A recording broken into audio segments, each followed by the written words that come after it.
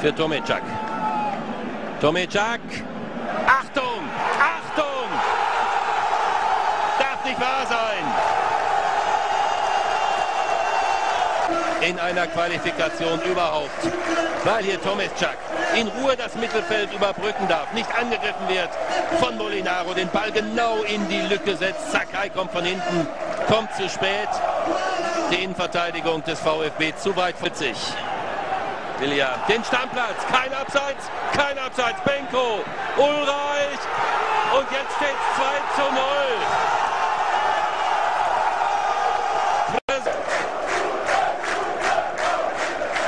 Hier Krsic schickt Benko, der steht nicht im Abseits.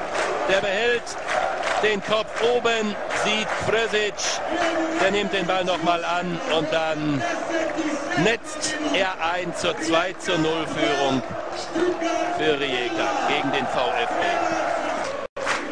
Eine solche schwierige Situation kann auch wegweisend sein, wenn man sie denn schafft. Und da ist das Tor, der Treffer zählt.